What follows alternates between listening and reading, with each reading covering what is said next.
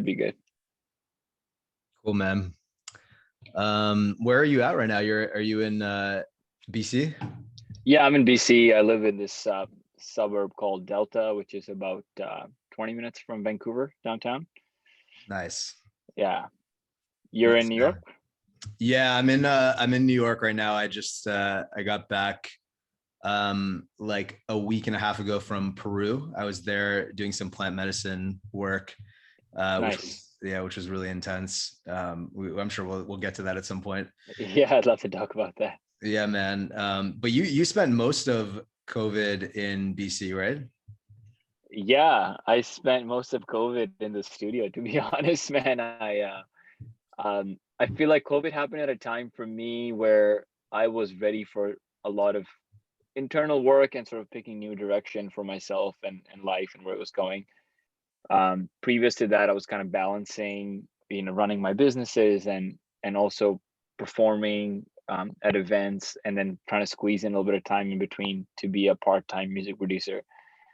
And as you know, I'm sure better than most people, it's the kind of beast that really does take full-time commitment to get decent at least. I found the learning curve with music production to be the steepest one I've had to come across out of anything I've had to learn so far. Hmm. So yeah, COVID kind of gave me that time. I was like, you know what, like I'm not gonna get this kind of time when things open up and I'm playing shows and business is running. So I kind of did a deep dive and decided very consciously to not take too many trips. I mean, we weren't really allowed, the borders were closed. But even within BC, other than camping and stuff, I didn't really go anywhere. So it was nice, but I'm ready to get on a plane and get to South America or something pretty soon here. Yeah, man.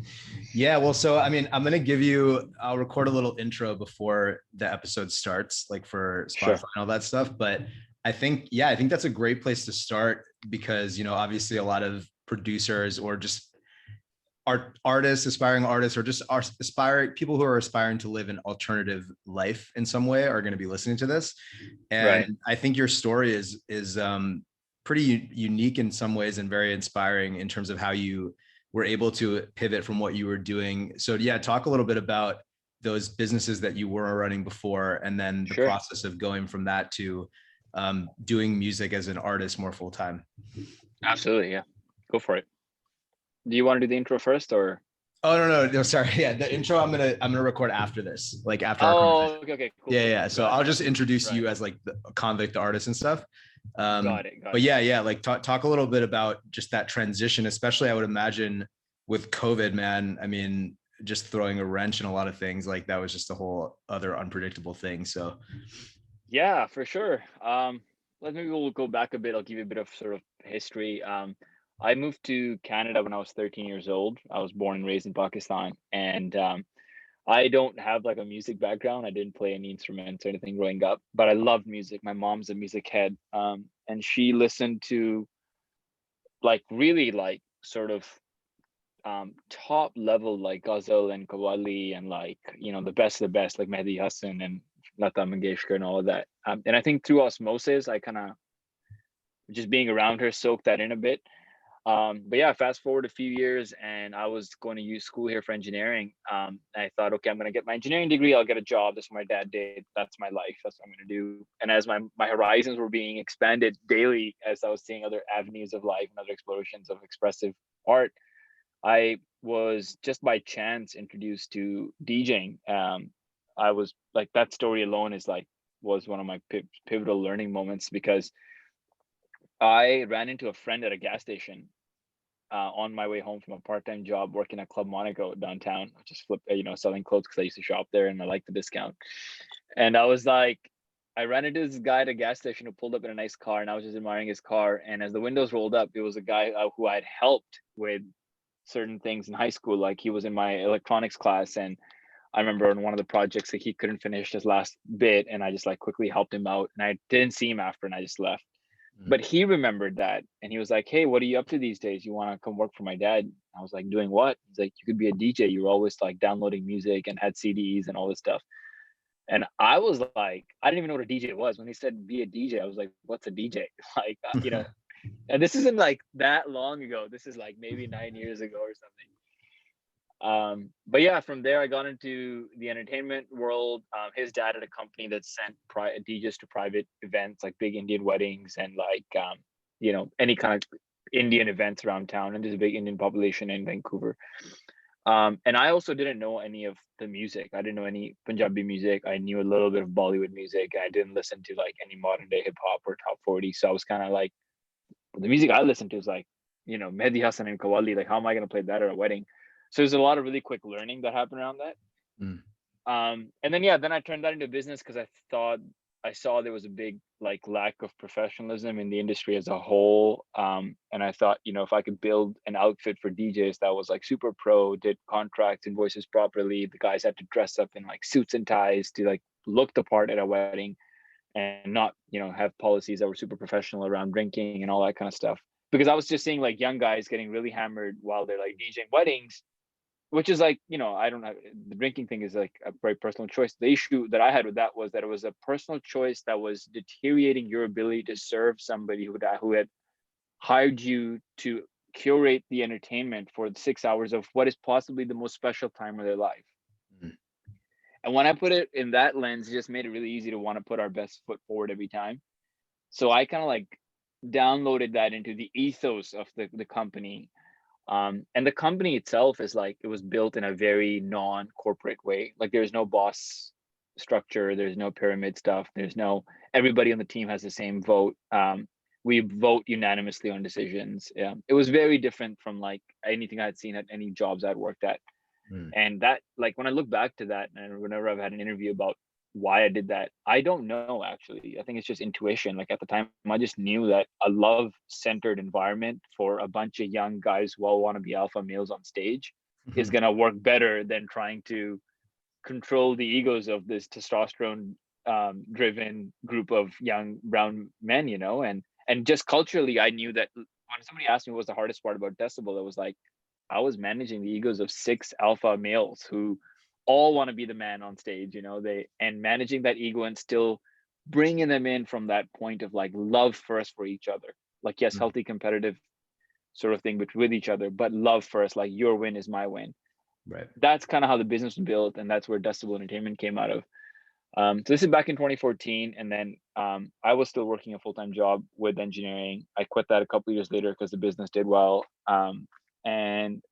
And then Decibel got to a point where we were like already the best in the business in Lower Mainland. Then we became the best in the country. Then we became the top DJ collective in the South Asian world in North America. And I was like, okay, like either I take this to different cities, or like, what is my next step here? And to coincide this with sort of spirituality, because I know you're not going to get there. It's like I hadn't had my darkest night. I hadn't had my moment of like, you need to do some work and open up yet. So I was still thinking from that point of like, I guess business is what I do now. That's my life. Mm. And I'm like, not like, you've hung out with me a couple of times. I'm not a business-esque kind of a corporate kind of a guy. I'm a real chill, like I want to be at the cabin chilling out kind of a guy, not, So I was just finding more and more dissatisfaction in my art. Like I was flying to do weddings around the world, like global, like big weddings, like big budget weddings around North America, Thailand, Australia, Singapore, like all over the world. And it was just like I was not finding, after a certain point, I wasn't finding any joy in it on an expressive level. And I remember the distinct night I was driving home at like 4 a.m. and I was listening to like a great Nusrat song. And I was like, man, like if only there was a way to like play this music in a way that made sense on a big dance floor. Right. And so around 2016, I think I had my first psychedelic experience, which is mushrooms, with my best friend. And that intro, while it opened up a whole lot of other things, one of the things it made really clear for me was that like my current way of my path of my work wasn't what I wanted to do. And I wanted to explore something a little bit more expressive with my art.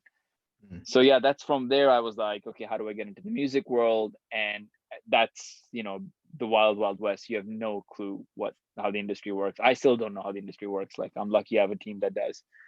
But yeah, I ran into Tarun from Delhi to Dublin. Him and I played a couple of shows before that together, and I'd always heard the name. I'd seen that these guys were touring. They're playing Burning Man, they're playing Glastonbury, they're playing all these big shows.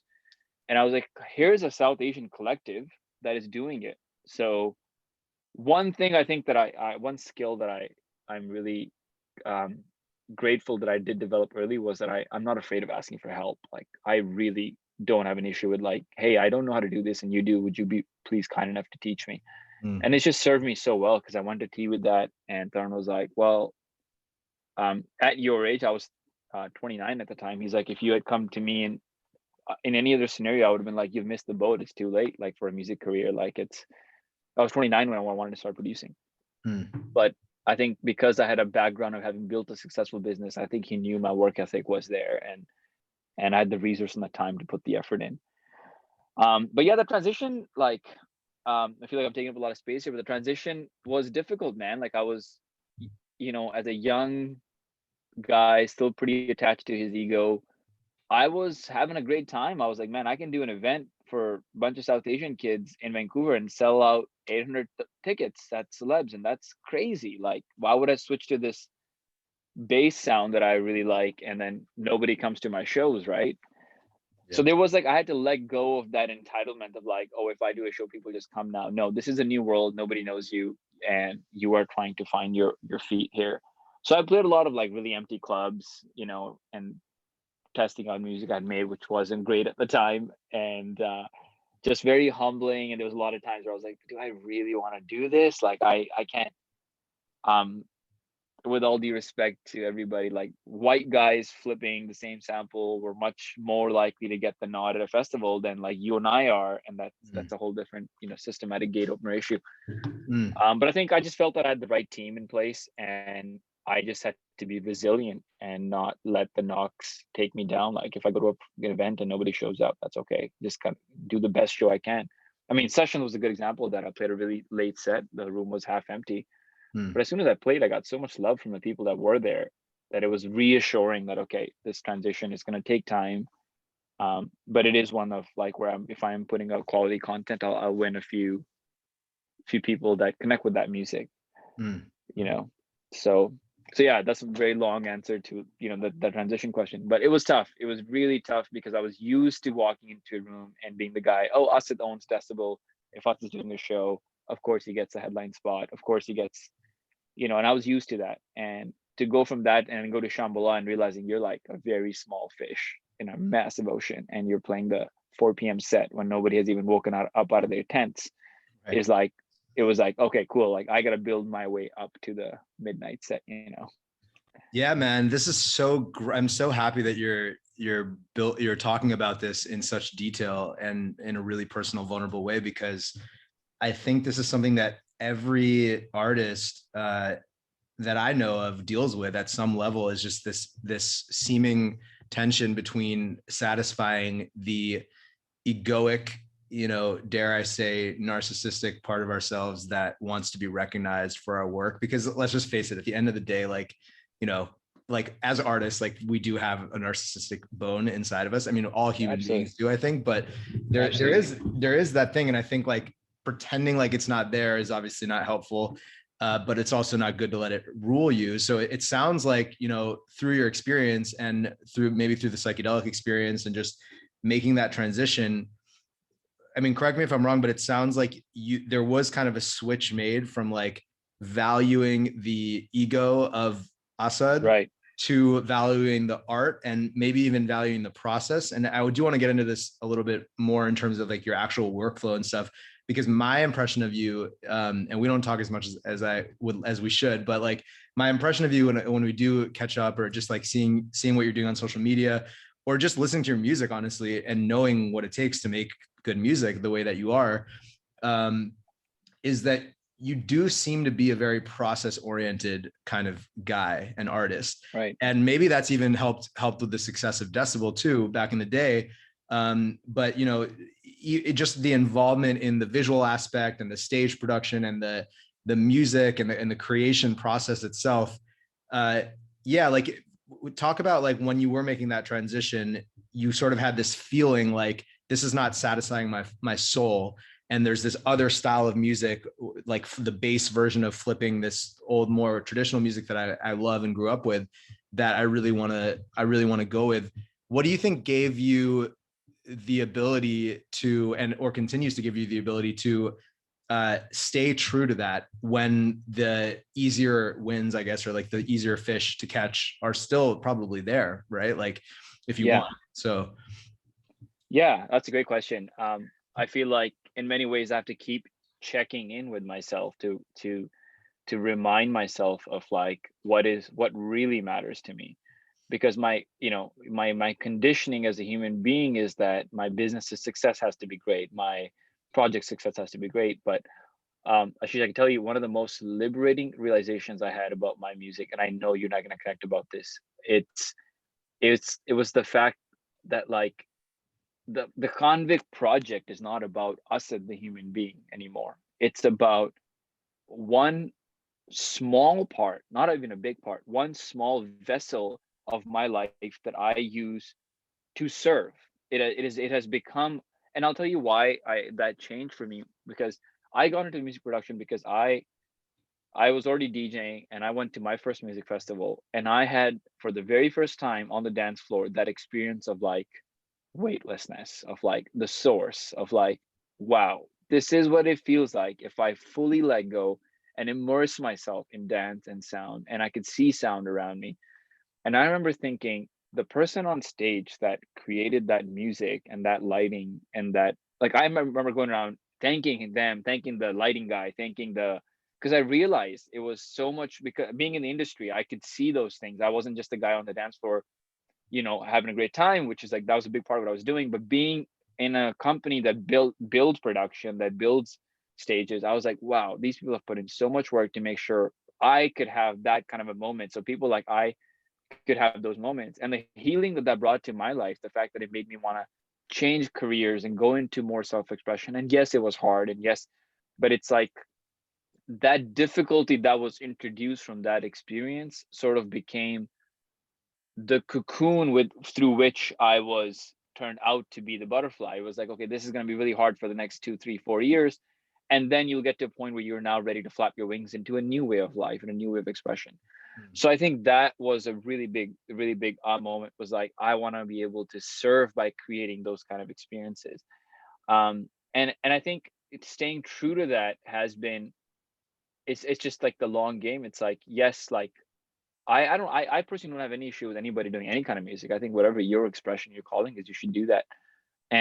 But what I've learned is that if you're true and authentic to your own self, you eventually find people connect with you regardless. It might take longer if you're going down a slightly more weird, avenue of expression that isn't as well known. Like if bass music isn't as well known as, let's say, Moombahton or whatever. Um, but yeah, I think for me, it's like I was watching people like Closey do it, like Suhan do it, like Troy Boy do it, and I was like, these are people that are doing this, and it has worked out for them. So I have to back myself. We're the same. He and her, and we're all the same. You're all connected. So if they've been able to find a way to channel that, I need to back myself to say that, if I put in enough time and effort, it will happen. And just respecting that, I think we start to treat ourselves like our devices, like everything is going to happen instantly because that has been programmed. But respecting that we're part of nature, and nature doesn't rush anything. A tree takes its time to get to its full height. It takes, all the processes in nature take time, and they're a slow burn.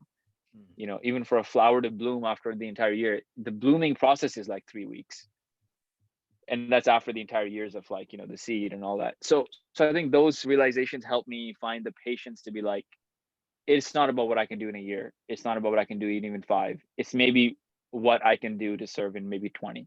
Mm. And when it becomes that long a game, it's like, okay, cool. I just need to put in my 4 or 5 hours a day whenever I can, and do it with honesty and integrity, and see what comes from that.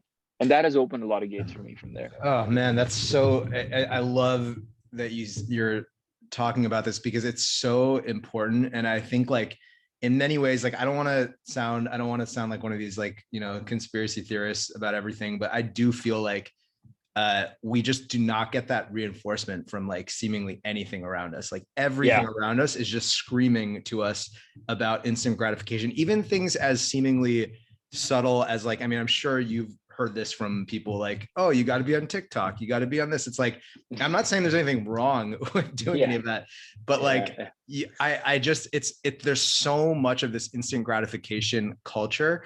And even like some of the most well-meaning self, like I'm sure you and I were both probably into a lot of spirituality and self-development stuff. And like, even some of the most well-meaning self-development stuff around hustling and ambition and achievement, and like just these memes you see on Instagram about like, you know, get so big that you don't need to introduce yourself when you walk into the room. It's like, you really got to start becoming aware, at least for myself, like about which part of you those are speaking to, and if that's the healthiest part of you to like follow, absolutely. You know, because I think like what you said about putting in that 4 or 5 hours, like that is like almost every successful like person in any field, whether it's like an author, musician, whatever, I've like listened to podcasts of or interviews, everybody just talks about like, you gotta just enjoy the process of doing it and just put in that work and not worry so much about when it's going to happen or what's going to happen with it. And even something as simple as that, I found for me, I don't know if you can relate, like I have trouble with that sometimes still, just to like consistently from Monday through Friday, like produce for even like a few hours, even though like I'm fortunate to be in a position where, you know, I was able to quit my corporate job at the beginning of last year as well. And like, I'm fortunate that like I literally right now I'm in a position where I can wake up and do whatever I want. So from a very practical standpoint, there's like pretty much no excuse, you know, but I think it's this balance between staying true to that, but then also being flexible to like what you said, what is naturally trying to come through you. Like, I think this podcast for me is like a good example. Like on one hand, I could say like, this is a waste of time. Like I should be producing music, but then I tuned into it just through meditating on it. Like this is an intuitive expression of what I want to do, based on a fundamental intention that carries me through my whole life. And I think what you said about that experience that you had on the dance floor where you felt that freedom and wanting to be whatever small or large part agent of change of that freedom in other people's lives. I think having an intention like that is so much more important than even having like tangible goals, like, oh, I need to, like, that are sort of outside of your control. Like, I mean, I have goals too about, you know, like playing Coachella and like all these external things that I want to have happen. But I realize that when I start getting too attached to those, I just become so miserable and it takes all the fun out of it. And I lose track of the actual intention, which is like, I'm just creating music because like my entire life is just devoted to freedom, basically. Like everything that I do, like from like meditating to even doing this podcast, it's just like, how can we just create more freedom in the world? Right. So yeah, man, I think that's a really powerful like insight to talk about. And yeah, I guess a question that comes up for me now, because I know I've been through this and I'm sure part of it is cultural. Like, you know, my parents, like God bless them, love them very much, but they come from a certain culture and also like they're first generation immigrants. So like their whole mentality of like moving to this country from India was, in many ways, they didn't even have the luxury to ask some of these existential questions that I get to sit around and ask. So like, I have a lot of respect for that. But so much of their reality was about securing tangible safety and security and wealth and assets for yourself. And the music industry just is not like that, you know, like even, and I mean, there are people that I think try to play that game and some people will succeed at that. But every time I try to play that game, it's like, it just becomes a job. And I'm like, well, if I'm only trying to make money, like there's way better ways to do that, you know? So I guess like the question for you is, where do you think, and I don't know, maybe it's related to the success you had in your previous business, but where do you think that sort of self-belief in yourself comes from? You know, like I think you touched on it a little bit, but just that if I put in this work, it will happen. I don't know when or how or where, but it will happen. And just that faith in the process, because I think that's something so many people struggle with, you know? Yeah, I couldn't, honestly, man, I couldn't tell you. I had this conversation with my brother the other day. He's 2 years younger than I am. And he said this to me. And sometimes I think it's hard to see ourselves in that perspective because it's like, you know, the fish doesn't know it's in the water. So you don't know what you're like. And he was like, I said, like, you have this ability where you decide that you're going to do something and you don't ask anybody. You just start. You don't think, oh, like, this is too big a task, or and I've been like that, like when I started DJing, man, I was not a popular guy. I was not somebody that I thought people want to book at the receptions. I was bullied a lot in high school. Like, I have Muslim heritage, and I came here a couple of months after 9/11. So, and I started high school right after. So my high school experience was terrible. And I think to a certain degree, that sense of being told I didn't belong became the anger that said, I'm going to do the work to belong. And I think that's what fueled my business for a long time, where I was, and in many ways, our parents are a great example of that. They come here and they have a really tough time, and they receive all kinds of prejudice, and they take it personally, and they say, well, I'm going to prove all these people wrong, and I'm going to be a very successful business person and have all this money. And they do it. Most of them do it. And so for me, it was like, when I was younger, it was like, well, all these people who told me I didn't belong are now like literally begging me to DJ their events, because they're like, we only want you. And again, being a young person who with not a lot of awareness, I thought, okay, that's me making it. That's me, because again, that's what you're taught. You're taught that it's like, do the work until you walk into a room, like you said, and everybody knows who you are. And Mm. on a very like local scale, I got to that, like where I was like going into any room in Surrey or any restaurant, people knew who I was, etc., etc. And it was, I think, from that I realized that wasn't bringing me any real gratification. It was just, you know.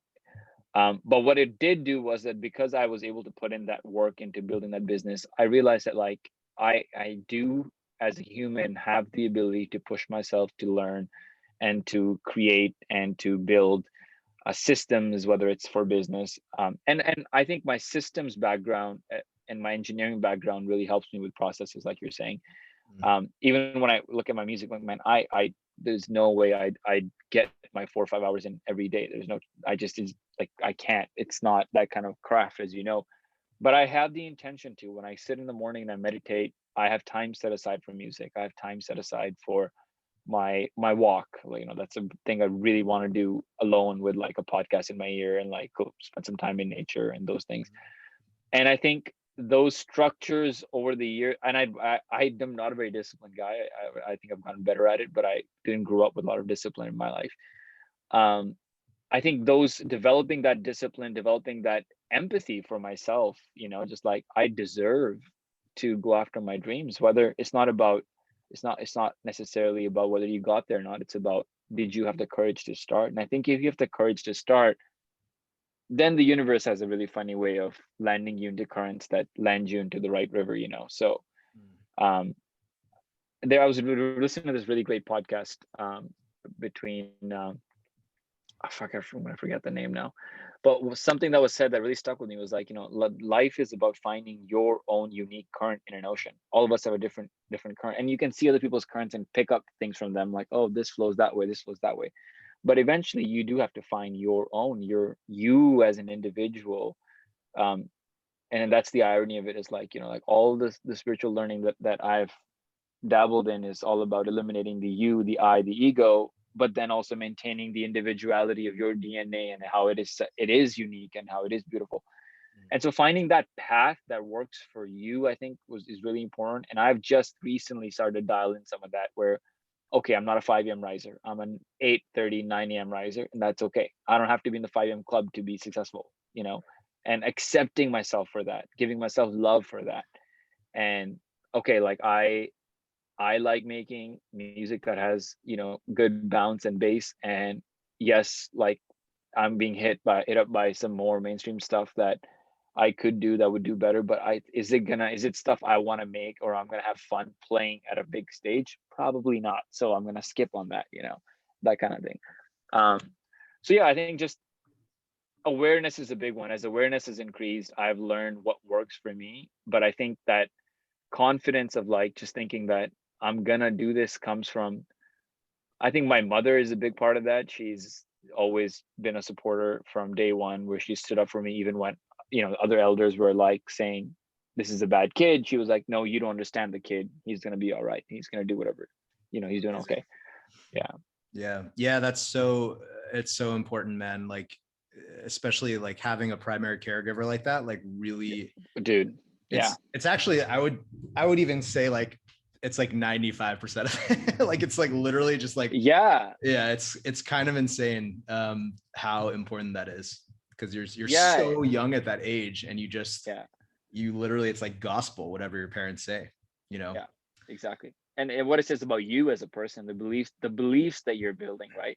Right. Like I'm sure you've learned this with all your journeys, but it's I learned very quickly that it wasn't learning that was difficult. It was unlearning what I already knew that was difficult. Mm. Like, whoa, how do I get rid of these conditionings and these thoughts and these processes? Yeah, Yeah. 100%, man. I mean, like I can share just on my own end, like, one thing, and I was fortunate. I have very amazing parents in many ways, but one thing that I actually really didn't, wasn't able to develop, because I think I was always interested in things that they didn't fully approve of, Yeah. was just this ability to really trust myself and really Right. know that whatever the first gut instinct is, like that first thing that makes you excited, like just Yeah. do it, just go in on it, and just like don't worry about anybody, what anyone cares, and just like do it. Right. And dude, I'm like 31. It's taken me like up until this point to just now be starting to really crack through that, and see all the ways that that lack of self-trust has subtly sabotaged my Yeah. efforts, like, which Yes. you oftentimes can't even realize in the moment that it's happening, because you just think that you're being rational or being smart, Yeah. you're like, Yeah. or you're like, oh no, that's unrealistic, or like, I think that's like literally the worst advice you could give to a kid or Yeah. to anyone, is be realistic, because like nobody Yeah. knows, none of us can actually ascertain reality as how it's happening anyway. Yeah. Like it's, we're Yeah. all Yeah. Yeah. seeing our own Exactly. fucking version of it. So when someone tells someone to be realistic, I think what they're really saying is like, look at the world that I look at it, which is basically Yeah. what people are saying. And so I know for me, like, even subtle things like, and I will definitely want to get your thoughts on social media and stuff too. But for me, man, like social media is crazy, because it's almost like it's such a comparison machine. And for me specifically, because that is a deep in like rooted insecurity of Right. mine, is like, I can't trust myself. I have to look to other Right. mentors, or even spirituality and like books that will get corrupted by that false belief that I can't trust myself. And I'm constantly looking for these other things, and looking what the other artists are doing. And I'm only recently now, through COVID and a lot of self-reflection as well, started to really be able to be like, okay, like that's amazing, like for that person, but like I feel into that for me, and it's just like not what I want to do. Yeah. And even like in a way similar to you, like when I first started releasing music, my goals were all about like getting a lot of Spotify streams. And like, that was Mm. like what I thought. I was like, if I can get like millions of streams, then like, I'll get booked by this agent, and then like that'll be my career. And like, it's funny how manifestation works. Like every little goal that I wrote down like happened in terms of Spotify, which is just like, and then I look back and I'm like, I should have like had like way bigger goals. If it's just that simple, like you just write it down and it happens. But like Yeah. I realized now I'm in a place too with my music that I'm still releasing here and there, but I'm not releasing at this like breakneck pace that I was before, where I was constantly trying to get more and more streams. And I'm really, exactly like what you said, trying to think about, what do I actually want to play at a live setting? Like what Right. is the offering that I want to use as an interface to connect between me and the people that are there, in service of this freedom that's so much bigger than me or them. It's Right. we're all part of it. And for me, that's just been just keeping my head down and just making music, and just going through the whole process of all the ups and downs of that, without constantly needing the external feedback, whether it's Right. like getting playlists on Spotify, or like, just posting on Instagram and having people say it's dope or whatever, to like let me know that I'm on the right path. And that's where it just Right. goes back to that self-trust. Yeah. So yeah, man, it's really crazy how once you start to become aware, like you said, you just realize how all these little sort of kinks in your identity or whatever, they play out in all these ways, and it's so easy to get hooked by things. Yeah. I'm with you on the social media front, man. Like I'm sure you could probably tell by how inactive I usually am. Like around releases, I'll jump on and say, "Hey, album's out," whatever. But before I put out Closer, I think Closer came out in April. I hadn't posted anything for like 4 months on anything across the board. And obviously my management, like Tarun, is not happy about that. And but what I like about my relationship with my management is that Tarun is a very chill spiritual dude. Like we see life very similarly, I think. And I find myself learning from him as a human all the damn time. And so it's really easy for him. I think he understands that I'm not about to do TikTok dances anytime soon. Like it's just not who I am. And I don't have anything against it. I think, the kids are having fun, great. But it was just like when somebody said, "Oh, now you gotta be on TikTok," I was like, man, you guys don't understand like the emotional and the internal weight that it takes for me to spend time on an app that is social media driven. Like um, I have deep insecurities about my music. Like you said, like I still don't think it's good. Like people tell me all the time that, hey, your production's great, like music's gotten great, and like I had my first song hit 1 million plays and all those things. And I'm still like, no, I don't want to hear it. Like once it's out, like I never listen to my own music once it's out, that kind of thing. Yep. Yeah. Right. So it's like, or if I'm at a party and somebody plays, I'm like, yo, turn this shit off. Like next, like, dude, that's so fun. Like the exact same way. Like anytime someone plays, I'm just like I just do not want to be in the room anymore because I'm so sick of it. Yeah, I've already heard it a million times. Like, yeah, especially once you put something out and like once it's gone through the mix process, you've heard it so many times. Right.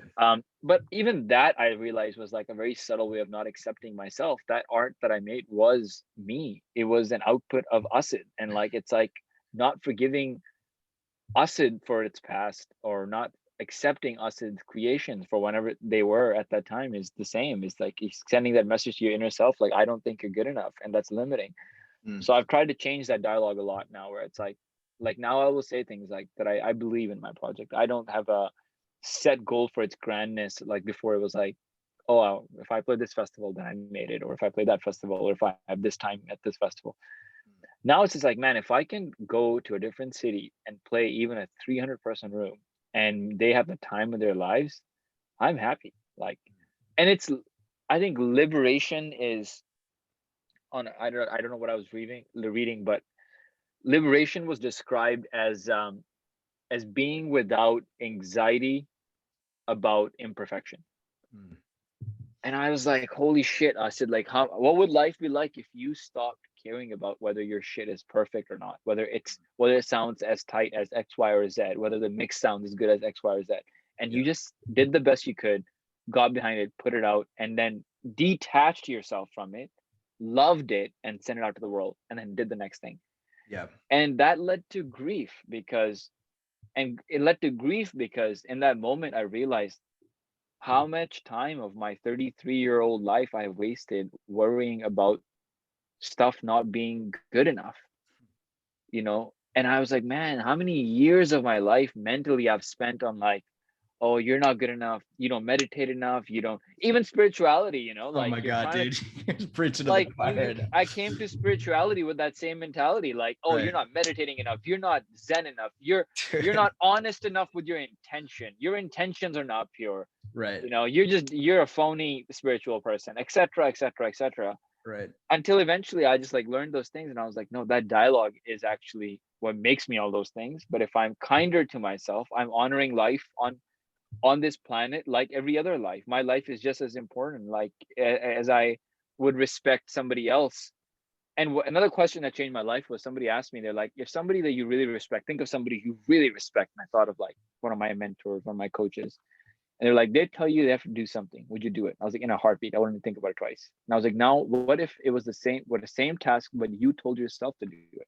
And I was like, oh, not as likely at all. And they said, well, the difference is that you don't respect yourself the way you respect these other people. But if you respected yourself the same way and you said, hey, I said, you and I need to do this for us by the end of this month, and you put the same weight on that recommendation that you would put on a mentor or a coach or a celebrity that you look up to, you would do it. Yep. And that was like a big wake up call, like, whoa, I gotta trust myself, enough to do that for myself. Dude, yeah, man. And like it's that's just so much everything you're saying. I just so relate to like the it's almost like a subtle addiction Yeah. to feeling inferior and not feeling Yes. I and not love that. it's like it's actually like super narcissistic Yeah. to constantly feel like, oh, like it's the way that the ego uses to strengthen itself. When and I Absolutely. and in a weird way, I found for myself, like as I have these little, like sometimes, occasionally in my life I've had moments like little spiritual awakenings, whether it was like through plant medicine or like at a meditation retreat. When those things happen, that's when the ego gets strongest, actually, because it sees that it's like really getting threatened, and it's like, fuck, I Right. gotta bring out the big guns. Like, let me bring out the bazooka of unworthiness now, like the secret Yeah. weapon, like Yeah. the launch codes for unworthiness. Because and then it's a story that you're so used to telling yourself that, oh, I can't do this unless I get permission from this mentor, or if like it's almost like if I were to fully 100% believe in my music and just be so confident in it, I don't even know who I would be at that point, because Yeah. it's so against the story that I've been telling myself. And I think Exactly. there's also like a lot of false humility sometimes that comes in, where Yeah. maybe culturally, even like if you're taught that it's important to be humble, like that's one thing I've never had a problem with, being humble. Like, and maybe that's a strength, but I would also say it's gotten in the way sometimes. Yeah. I was listening to an interview with Russ, who is like one of my favorite artists to like just hear his like mentality and thought process, because Right. his self-belief is just so insane. Yeah. Like it's so through the roof, and it's so inspiring. And he dude, he put out 11 projects, 11 albums. And at the end of those 11 albums, he had 100 SoundCloud followers. And like everyone in his life was like, dude, I don't think this is the thing for you. Like, clearly, like, this is not going to work. And he just literally, after putting out 11 albums and having 100 SoundCloud followers, were like, fuck you guys. Like, you don't know what you're talking about. Like, I'm going to make it. I'm going to be the biggest rapper in the world. Like, just that level of almost delusional self-belief. But then again, the only Right. reason that I even use that word is because of my own insecurity that Right. I'm projecting onto it. And the guy who's interviewing him, Jay Shetty, he asked him, what would your younger self 10 years ago say if he could see where you are now? And when he asked him that question, before Russ answered, I sort of like I projected my own answer into like what I thought he was going to say. And typically when people are asked that, the normal answer that I hear is like, oh, I would have never believed it. Like, oh my God, it's like, Right. it was beyond my Whereas wildest he dreams. was like, of Dude, course you got there. he was like, my younger self would have like given me shit that it took me 10 years, like, to get to this Yeah. point. And I was like, man, like that is just, it's and I think that having the spiritual background really helps, because when you start to realize that everything is a delusion, like everything that we ascertain is delusional, because we can't actually like see things for how they are fully, then it's just like, well, why not pick the delusions that are most serving for Exactly. my happiness? That But serve you. it's a process, man, because I Yeah. think people are very attached to those stories because it keeps them comfortable. Yeah. Yeah. And I think for me, meditation was like huge in waking up from that, where it helped me develop the skill set of knowing, like, right now I'm not here, I'm in a thought, and this thought doesn't serve me, so I'm going to let this one go. Mm. Like this thought right now about me feeling that my last song I didn't quite get the bass line right, or I'm just going to let it go. Like, Mm. it's just, I have to move forward, I can't. And plus, like, I really like your comment about the about seeing this as narcissism, because one of my big moments with Tarun was, I was sharing with him how I'd had a hard time forgiving myself for having hurt somebody that I loved very dearly in the past, when I was younger. And he said, it's also this narcissistic that you're not forgiving yourself for after all these years, because yeah, you feel bad, you're a good human being. That part of it is noble. But then to crucify yourself over it for years is not noble, because what you're actually doing is like you're putting such a big emphasis on your I. Like, who are you? You're just some guy that lives in one small little part of the world. You're not even a speck in this universe. Mm. Who are you to put this huge emphasis on yourself, saying like you cannot go through this life without hurting another human? What human has done that? Right. And I was like, holy shit, like this, like I was thinking before that, my definition of narcissism was the person who would hurt somebody and not even say that they have an issue with it. Mm. But here's this guy who I really look up to, and he was like, to feel accepted, you have to feel like you first belong and forgive yourself. And it's narcissistic not to. So I really relate with that. And I love, like, I think I, I whoever's listening, I should say this, like, even when we first met briefly at sessions, I think I just finished my set and I was walking off stage when you had come up and we started talking, and I could just tell that there's synergy between you and I on a spiritual level, that I would, you would be a brother on this journey, and talking to you today is like further validifying that in a much deeper way, because I when I share like something that has moved me, I can see the look on your face and the expression that has definitely moved you at some point in your journey. So I think it's really special to connect with you in that way. Dude, thank you, man. I mean, I feel the same exact way. I felt the same thing, Yeah. So for those listening, Assad and I met first in 2019, like right before COVID started, actually, at Sessions Music Festival in New York, and yeah, I mean, there was a ton of artists playing, and it was a really fun event. But we met up briefly then, and then like I think the day after, 2 days after, in Bryant Park, and yeah, I felt a similar thing. Like, this is just somebody who's on the path, and everybody's on the path, but I think just people Right. have varying degrees of awareness of the path that they're on. And I think just, yeah, I felt the same thing, man. And I have to say, like, what, I know you're not on social media often, and I'm it's a constant battle with my own narcissism for me, because like I delete and then re-download Instagram like 8 times a week. It's just like so ridiculous. I'm like, that's it, I'm done. And then like 2 days later, I'm like, oh fuck, I gotta post about this thing. And then before I know it, I'm like checking to see who's watching my story and all this bullshit. But when I do see you post on social media, and maybe it's just my projection of creating a story about how you're living, I really respect, man, that like you seem to really value, and I know you said you're not a disciplined guy, but at least the perception I get is that you do have a degree of discipline around doing things that nourish your soul, whether it's like going into nature, or just like producing and like not being on social media, and even having that structure where you're creating time for yourself. And that's been my biggest wake up call in the last, I mean, basically since COVID started. Like, just, it was like an 18-month dark night of the soul. Like, it's like just ending now, literally. And like, it's funny because I did ayahuasca for the first time at the beginning of 2020. I did 4 ceremonies in a row, like 4 days in a row. And the third night was hands down, like, I did not even know that level of suffering was possible. Like, it was just so difficult, physically painful, emotionally painful. And I remember coming out of the ceremony feeling like, damn, like I cannot believe that I went through that.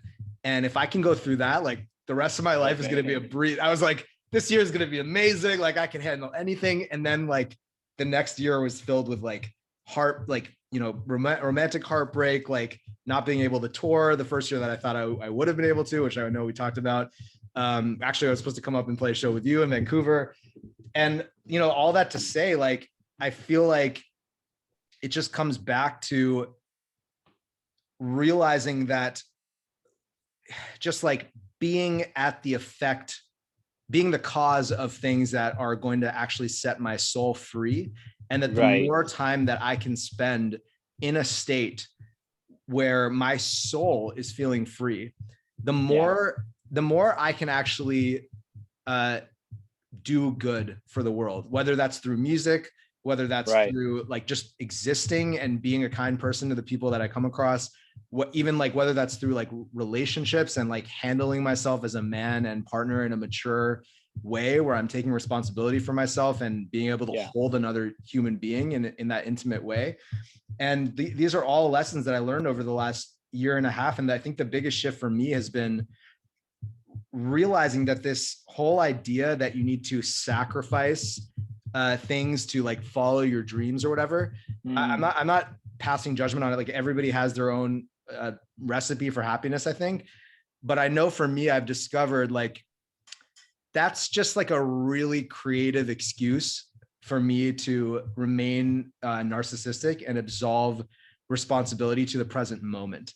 Like in the sense of like, if I'm sacrificing my personal well-being, like by just like trying to be in the studio for 12 hours a day, which is like Right. actual advice that people give. And I'm not saying it's wrong, but for me, it doesn't fucking work. Like I just can't do No, that. it doesn't. Yeah. Like, And I think 100%. Sorry to cut you off. I think it is so important to do the things that put you at your best for when you sit in this chair.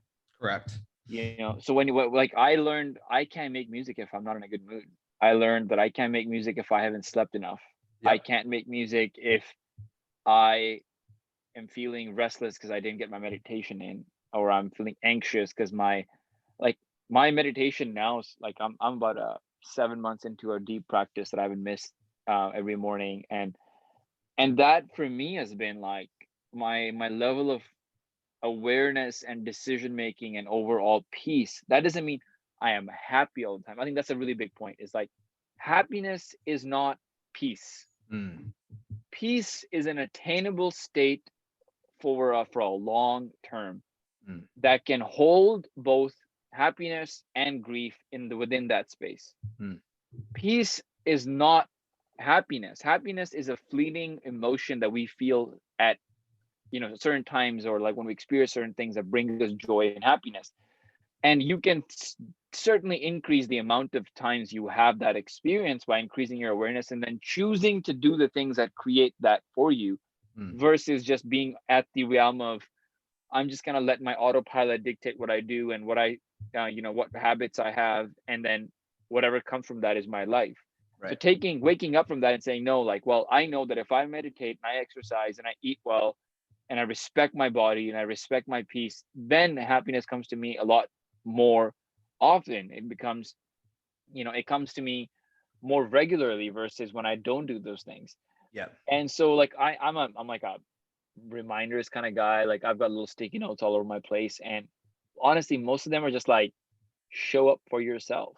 Yeah, Like, man. show up for yourself. And one recent one that that about music that I would love to share with you is this guy was like, the art that you're working on. He was sharing this story about um it's Mark Nepo. He was doing a podcast with Mm. Oprah, and he mentioned that when he was younger, his father built a sailboat. It was like 30-foot sailboat on which him and his siblings spent their summers having great time on the water.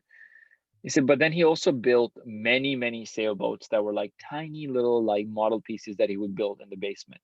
And he's like, I would sit on the stairs and watch my dad, and he would just be going at these things for hours with tweezers and like whatever. And he said at that age, he realized that creating wasn't about perfection, it was about immersion.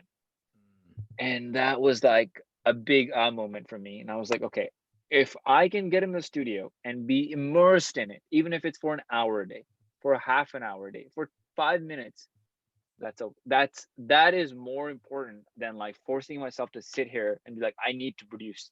Because I tried that, it didn't work. Yeah. Like, it just didn't work.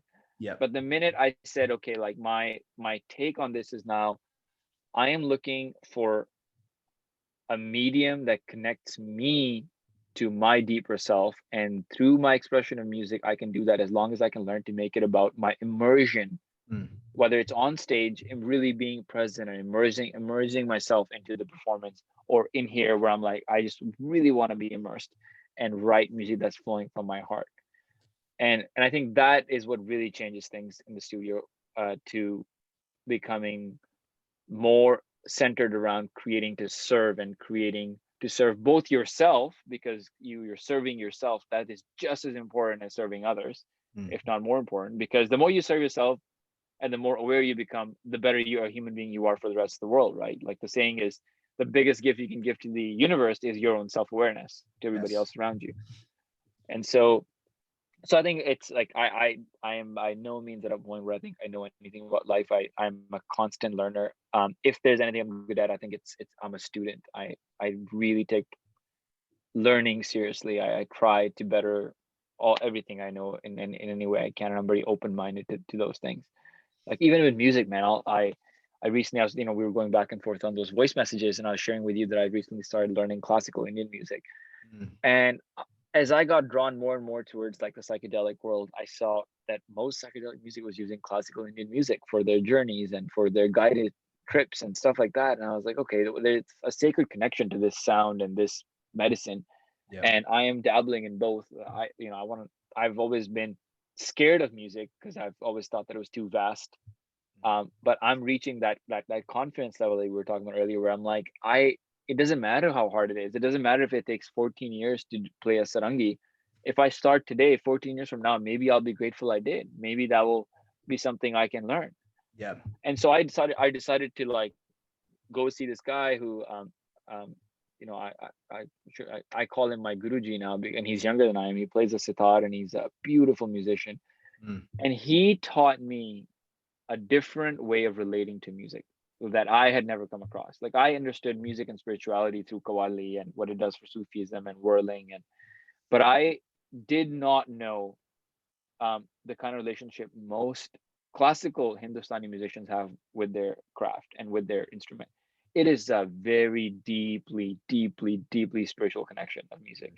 And he helped me realize the importance of subtlety when it comes to your intention with music. Mm. When I sit down and I do riyaz, which is practice on my harmonium a couple of hours a day if I can find time in the morning, and I find the first 15-20 minutes are tough, but then I hit this point where I don't know where I am, and it's like the notes are just flowing, and I am a part of that, and I realize what people mean when they say and that's why I think great musicians tend to have this humble attitude of I'm not the one doing anything, it's just flowing through me, because it actually is. Yeah. Your goal is to clear the vessel as much as possible from the bullshit, the negativity, the voices in your head, the thought processes, the insecurities and all of that. Do the work it takes to clear that vessel, and then the universe flows through in a really beautiful way. Yeah. And that's really empowering, because then it's like, oh, I don't actually have to do the work of like learning how to write a symphony. Right. That work's already done. It exists. It needs a channel to flow through. That Mm. channel can be cleaned up by me. Yeah. Yeah. It already exists in the quantum or whatever you want to call it. Like it's there, Yeah, we're just it picking it out of exists. this. We're not even picking it. We're just opening ourselves up and humbly inviting it to enter us if it chooses to. And like, I think that, Yeah. and I mean, yeah, man, I was watching A.R. Rahman made a documentary about where he went to 4 different regions of India. This came out a few years ago, but he went to 4 different regions of India and he met with just these masters of these different instruments. And the first one was the third, I mean, they're all amazing, but the third episode, he went to Sikkim, which is like northern India bordering Bhutan and Nepal. And he met this guy who plays the pangtong flute. And the guy was just I mean, like the years that the scale at which like this commitment exists, it's just, again, going back to like how we started this conversation about instant gratification, it's just like, you understand why none of these guys are like on Instagram or like give a shit, because he was talking about how like, it's like a 12-year apprenticeship. And then after the apprenticeship, then you finally like, there's one where that's like a drum, but you train on a different drum for 12 years. And then like after those 12 years, then for the first time, you actually get to play the actual instrument. That's the real drum. And after you've completed your training on the other drum, and they're just talking about how it's the spiritual process. And I mean, like, I think what makes it so spiritual is because I just feel like it would be so hard, if not impossible, to actually complete the course of that training. Yeah. If your goal was based on any sort of like self-aggrandizement or getting something for yourself. Exactly. It's just too long. It's just, it would take like a superhuman level of discipline. And that's how spirituality is too. Like, I remember being in meditation or like Zen retreats where, we're listening to these, like we're meditating for like 8 hours a day, like waking up at 4:30 in the morning. And then we're listening to these discourses in the middle of the day where it's like the teacher is talking for 2 hours about various states of concentration you can reach where, you can like do all this crazy, like spiritual shit. And it's so easy for the ego to jump in and be like, why am I not feeling like all I've been feeling for 4 days is like that my back is killing me. Like I'm literally feeling no joy. Like this seems like a total waste of time. Like, why am I doing this? And the answer is in the actual orientation to the practice is wrong, and I think letting go. Right. Yeah. It's the reason. It reminds me of what you were saying with the subtlety of your intention. Like having it not be about what you can get back from it, and actually not even about what you can give. I think that's a step up, but it's still like a subtle duality that's being reinforced there, rather than just like there are just phenomenon happening, and I'm going to choose to like be part of these set of phenomena. Exactly. If you place yourself in the setting and with an open mind, the magic will unfold around you, right? Like, right. There's a really beautiful story about that subtlety that is a Sufi story. There's a guy and his kid, and father and his son. They live in this hut on the Mediterranean Sea, like right on this hill looking over the Mediterranean Sea. And he's got a little farm, and his son goes down and hangs out on the beach and plays with the sea life and seagulls and all of that. And after going for a few months, he's now built up his rapport with the seagulls, where they're comfortable with him. It's like, there's certain cities in the world where like pigeons are just not scared of humans because there's just so many over years, like in London and stuff like that.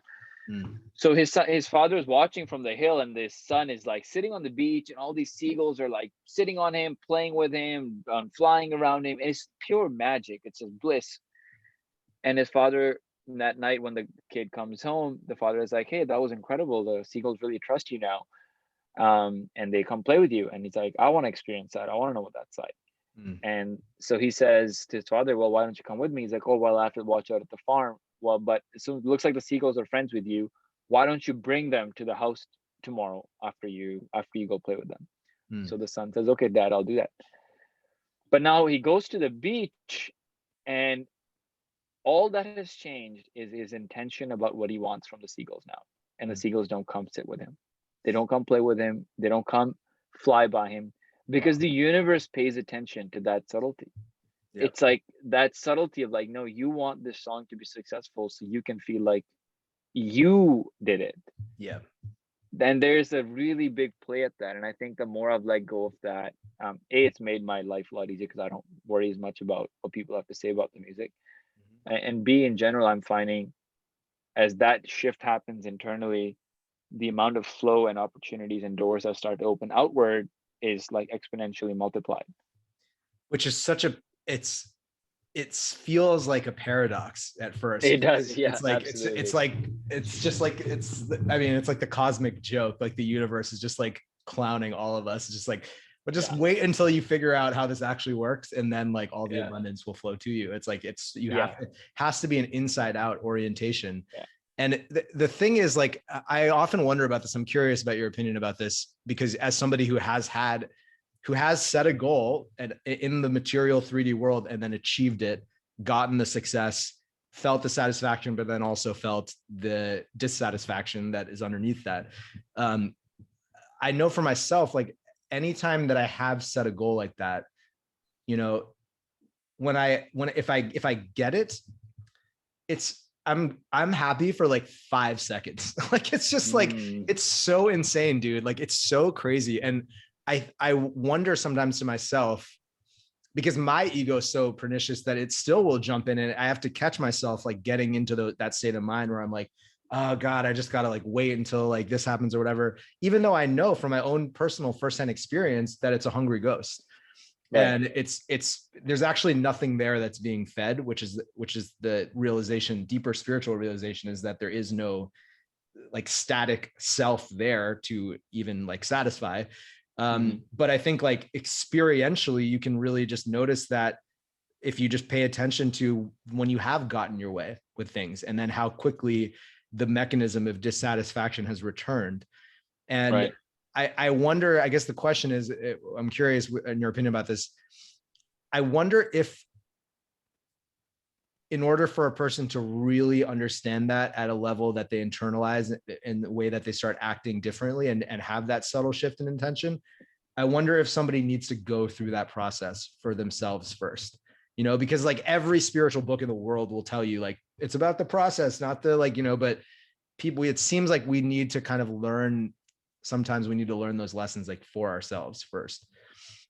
Yeah, 100%. And I don't think it's anyone's fault, because I think it's just we are a product of the culture that we were born and raised in, and that the culture that has sort of surrounded us and embodied us.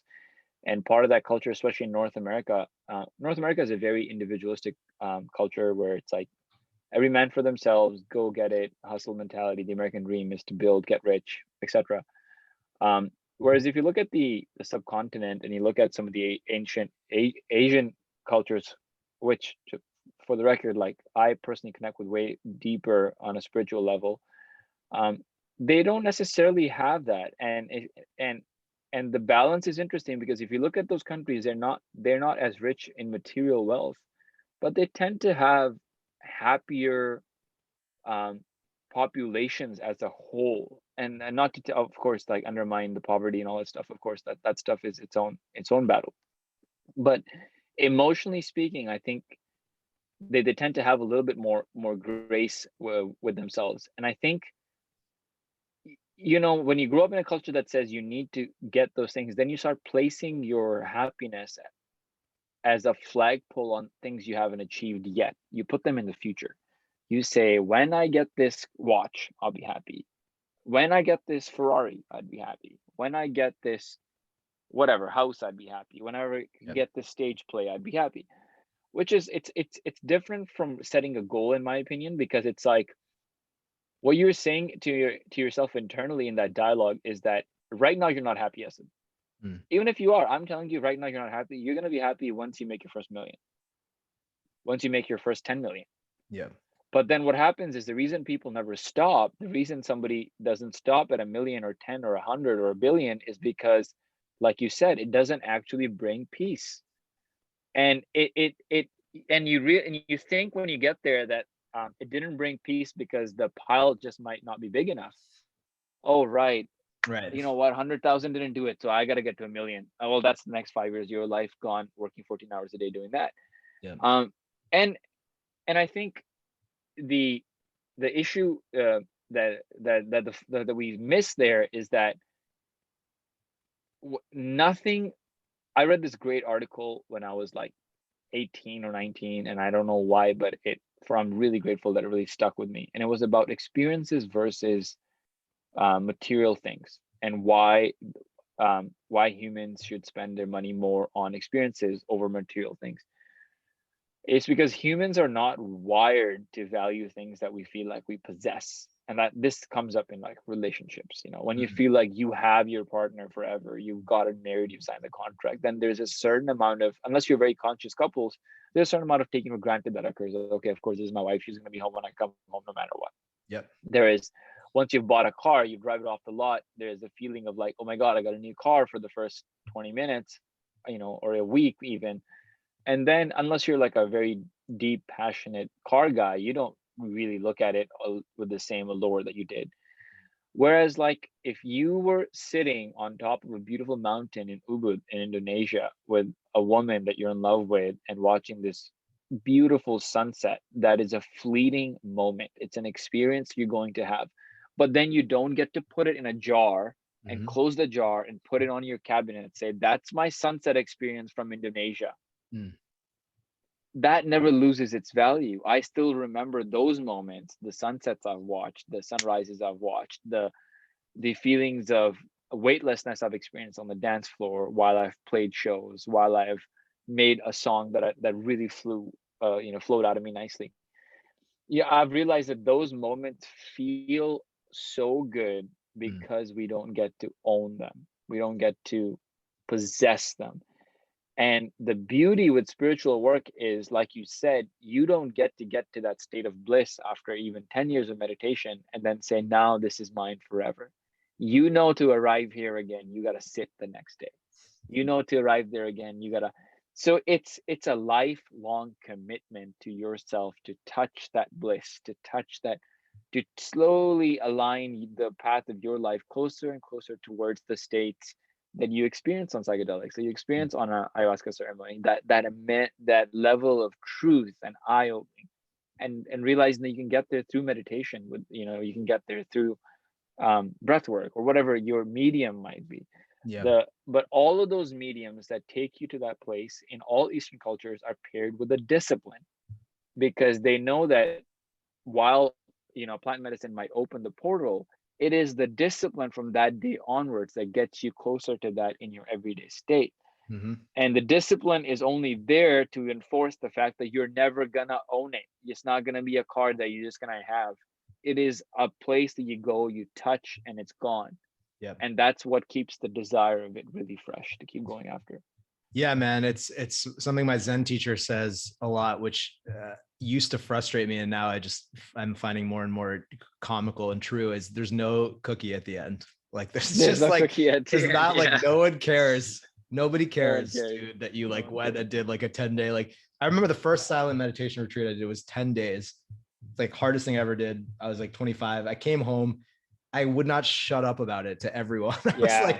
I was Yeah. like, your problem is, you got to start meditating. Like I was just so on a spiritual high horse because at the Yeah. time, like I just didn't have the emotional growing up maturity yet Yeah. to understand how to metabolize I that did the experience. same thing after my first mushroom trip. I was like, all Yeah. you need to do mushrooms. Right. And what you're talking about not being able to hold on to the experience. Yeah. Same with plant medicine, man. I mean, that's why like I really value plant medicine journeys and I really will respect the plant and I want to go in with an intention, but I know that it's not like a practice, and I've met people that have done like 80 ayahuasca ceremonies. And I'm just like, this is kind of just like, I feel like you're maybe missing the point here. Like you're just, you got a helicopter to take you to the top of the mountain, but there's also like a steady walk that needs to be happening at the same time, Right. up the mountain. And I think like, it's kind of on a spectrum, like the in the material sense, it's like, you think that the possession is going to make you happy, then they don't. Then, like you said, you start realizing, oh, experiences are actually more important. But I would even say that beyond even needing or wanting an experience that's going to give you a state, you start to realize that the actual nature of the experience, like what about the experience is so joyful? Oh, it's actually like the fact that I lose that contracted sense of a me the presence here. Like of a yes. me here that is like needing to get this experience. So now, like, how can I exist in a way where the meditation is just living through me in each moment?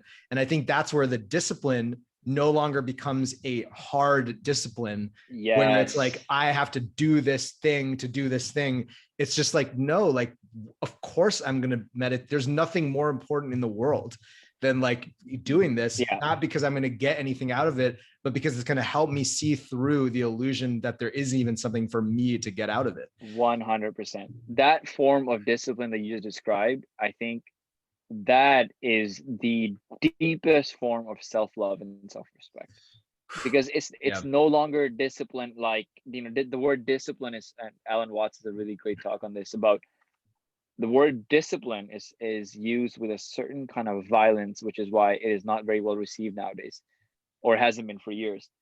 But really, discipline is the deepest form of self-love and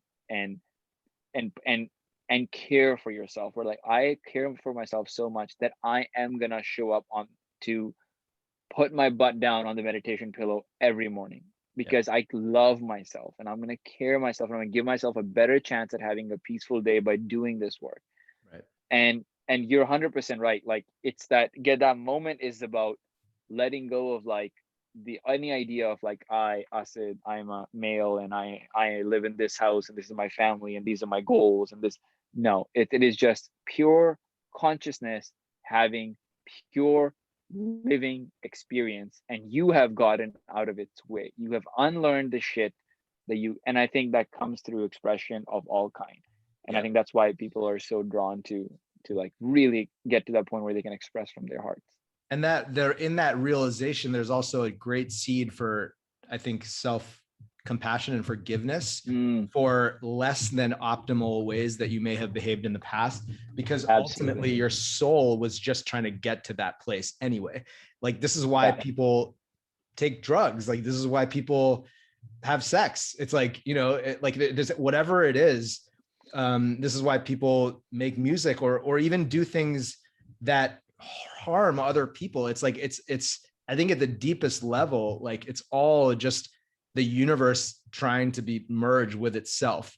And depending on a person's level of, emotional maturity and emotional health and spiritual awakening and all these things that honestly like are so out of our control. Actually, like so much of it's predetermined. Like we don't choose our parents, we don't choose the way that we respond to things. So I think that's where you can really look back and be like, damn, I know for myself, like sometimes I look back to my college years where I just was like fucking drinking and smoking weed for like 4 years in a row and just did like nothing else. And like, I'm just like, Right. damn, like I used to be like, so I used to beat up with myself, especially like in music, because it's such a young industry, which I think is another just concept that it doesn't need to have any reality to it. Exactly. Yeah. But like that's something that's reinforced a lot. And like I'll see like artists that are like crushing it and they're like 21. I'm like, fuck, I was literally just like fucking smoking weed all day. Hadn't even like opened Ableton once at that point in my life. Right. And but like to look back and be like, that was my soul's evolution. That was where my soul was at that point, and it was doing its best to achieve not even achieve, but to realize its fundamental nature, which now I found better ways of doing. And I think like looking at that in a way of like, this is actually like whatever experience you've had, it has brought you to this point. So it just couldn't have been any other way, you know? It can't. And also I think what the point you made is so good about how we act in the past. It's like, I think everybody's doing the best they can with the awareness that they have at that time. Yeah. And I don't think anybody is non-redeemable. I have a huge issue with things like cancel culture and all this stuff, because I think we don't allow people a chance for redemption. Like if somebody has made a mistake and we create a cancel culture, that basically says there's this fine tightrope that you're walking on. Yeah. And if you slip once, you make one mistake, you're dead. Yeah. You're dead. That's it. We don't want you back. We don't want to give you a hand to bring you back up on the rope. We don't want to help you with the harness. Well, because what happens is people put other people who are maybe, especially people who have had a bit of success, on a pedestal of perfection, because it's easier to say that this person made it because they had some perfection, some talent that is inhuman, right, than to admit the fact that they just really worked hard and disciplined themselves, put the effort in, because that makes you feel bad about yourself. Right. And so it's easier to just say this person has to be this perfect. Oh, they're not, cancel them. Yeah. And that lack of redemption, I think, is so bad for the society, because nobody is willing to try something new that might be a mistake. We're all playing the safe game, like, oh, I better watch what I say on every interview. I better watch what I put out on every social, because if I make one mistake where I'm not educated enough, instead of somebody coming and saying, hey, Asta, this was a mistake, and here's the education as to why, right, I'm going to get slaughtered on social media. Yep. And so as a result, it's like you're making humans live in this fear of what other people are going to say about them, especially because social media takes away like the compassion of being in person with a human. Like if somebody who has something really horrible to say to me, I bet you 9 out of 10 times they can't say it to me in person, to my face, in front of people, but they can get on a computer or their iPhone, go on Twitter and type out the nastiest things and say it to anybody.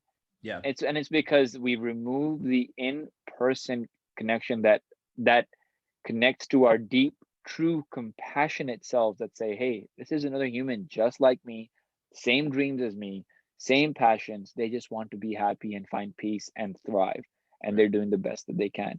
And we get really good at giving other people that cred sometimes, but not nearly as good at giving ourselves that. I had a really, really tough time with forgiving myself over the last couple of years, like a really tough time.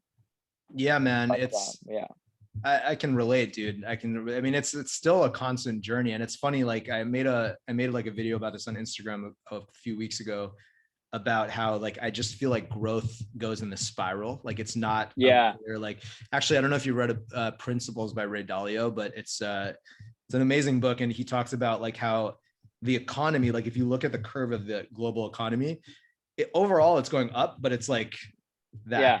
And like, I feel like that's exactly how like human evolution is as well. And maybe depending on someone's beliefs about spirituality and stuff, like, you know, maybe someone's going to go like this and then die. And then we are just going to think like that life would like that. Like, I'll take like a super extreme example just because I feel like we're both at like an awareness that like this is like, we could talk about this. I would even say, and like, I'm at the risk of getting canceled on my second episode of my podcast. I would even say that, like, take the most heinous crime, like a fucking like serial killer. Yeah. That is a soul. Like that person is inextricably still part of the whole. And like, Absolutely. like that, Your soul that is connected to their soul, no matter what you say. Yeah. correct. And like all of the, like, for as immoral and like obviously wrong the actions of someone, a serial killer, are, maybe that serial killer gets caught and given the death sentence, and then that's their life and they end. Like, we don't know what happens after death. We don't know like what we just don't know the bigger picture of what's going on.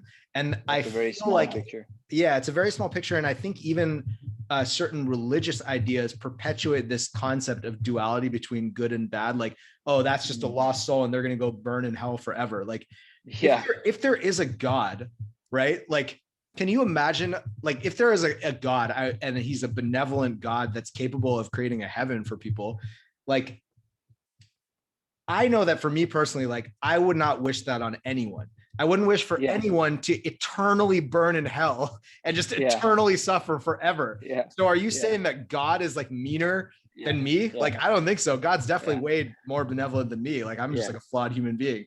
So like, when I think about it that way, I'm just like, this whole duality between good and bad, I think it's like this, it's just the universe like playing with itself in a way that's so much beyond our comprehension. And I'm not saying that good and bad don't exist in a relative sense, because like we do need to have rules, and like there are things that we shouldn't be hurting people, and there are, I think, like objectively good and bad things. But yeah, man, like I just think that that whole concept of cancel culture, a lot of it has to do with projection. It's like people not being able to accept things within themselves, and then their way of trying to absolve it, like their way of trying to purge it from their body, is by getting on their keyboard and hoping that that negativity in themselves will flow out through their fingers into the keyboard, into the internet, and like to the other person that they're attacking. And in general, when you, sorry, go ahead, finish your thought. No, go ahead. Yeah, I was just gonna say that I learned very quickly over the last like 4 or 5 years or so that, and this is an analogy I use a lot with my team, with the boys, when things come up about like talking poorly of somebody and comparison. And I gave this analogy and I said, what happens is when we don't feel really good about ourselves, we try to bring other people down instead of elevating ourselves, because humans, we realize life by contrast and comparison. The only way we know something is bigger than another is if we can see them side by side, or we can see them both and say, okay, yeah, this one glass is taller than the other. Humans look at themselves the same way. So we add, to the value of that one glass by saying that glass is bigger and it's got more water, so therefore maybe more valuable than a smaller glass. What happens is, imagine you're at a train station, and like, especially you go to India or something, there's like 4 or 5 trains on a station. And so you're sitting in your train and you're looking out to the train right next to you on the right. And you look out the window and that train starts to move backwards from the direction that you're going. For a few seconds, it creates an illusion that you are moving forward, just for a few seconds. And talking poorly of others is the same thing. When you pull somebody else back, it creates this illusion that you are propelling forward and you are growing and you're better than them. But the reality is that that feeling only lasts for 10 seconds. You are still stuck in the same spot that you're miserable about. That person has moved on to wherever they're going, which is why the next morning you feel the need to get on your computer and do it again and say something bad about somebody else or the same person again. Because you have now deprived yourself of that same feeling of like drug of like, oh, I am moving forward, instead of realizing that your lack of worth is coming from you not putting in that resolve to do whatever it is your inner calling desires you to do, to not feel like you are contributing. Yeah, man. It's that's a beautiful comparison. And it's, like the ego only knows itself by separation. Like it's by separation. It's defined by separate. I mean, it's literally, even in the development of a child, like, the first couple of years, there is no me over here and you over there. That's why you got to be really careful when you have a kid for the first 2 years that it doesn't like kill itself, because it's just like doesn't understand that there's a me here to protect. And I mean, that's why I think like it's like a common thing. Like when kids turn like 2 or 3, they're just like these little monsters, because they realize that like they call it like the terrible twos or whatever. Like they realize that they're separate and they can just get whatever they want by whining and complaining. But like, yeah, that separation that's the myth that I think all good spiritual practices are trying to bust through and help you realize that there is no separation. And in those states that you realize that there is no separation, I mean, it's just impossible to want anything for anybody but love and peace, but because that's just you living a different life. And I mean, one thing, my first meditation retreat I ever did, one thing that the teacher said that really stuck with me was like, in order to feel any negative emotion towards someone else, you need to first cultivate that within yourself. Like in order to express anger to someone, you need to first, it needs to first, it starts in you. You can't just like create the anger outside of you and then just like punish the other person. So like, even if the anger is warranted, but like, just to have that awareness that like, in order to feel anything for someone, it starts with you. So it's actually in your best interest, which is the paradox of the train thing that you said. Is like, it's actually the thing that you really like should do, is to just feel genuinely happy for everyone, because then you're creating more of that in yourself. Yeah, 100%. Yeah. And that nothing is outside of you. Everything is inside you. The entire universe is, everything you see, if you zoom out. I really like this like analogy of like the iPhone, like, how it has like the wide angle view. I was like, sometimes just coming to the present moment is just like switching to that view, and you realize, whoa, all of this is happening inside me. And like, I'm too focused on the 2x on this one thing I'm doing and thinking some things are going wrong. That's amazing. But if I zoom out, it's like, whoa, this is all, it's all interconnected. Yeah, man. It's like, that's incredible. Like you can close your eyes and just destroy the world by closing your eyes. And then you can open your eyes and like create an entire universe. And it's like literally just all happening inside your brain, which is super trippy. Well, dude, I got another one in a couple of minutes here. Okay, perfect. Yeah, we're at like 2 hours. So yeah, man, we'll definitely do a part 2. I feel like we could just talk for I feel like I could talk to you for hours, right? Yeah, man. But yeah, dude, thank you so much for coming on. This is the second episode. It'll probably be out in a few weeks.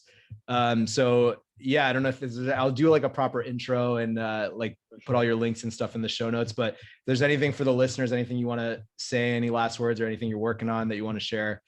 No, nothing, man. I just want to say thanks for having me. Really appreciate your time. I think I've known for a while that you're not going to connect on a deeper level. It's just, whenever the time works out. And I look forward to, playing some shows with you soon. And I just want to say, man, I think there is a really beautiful light in you that seeks its resolve. And I think your commitment to that light and to put in the work to watch it to its fruition is really commendable. And I find that really inspiring. And I find myself wanting to grow by watching that journey. So I think you should give yourself a lot of love around that.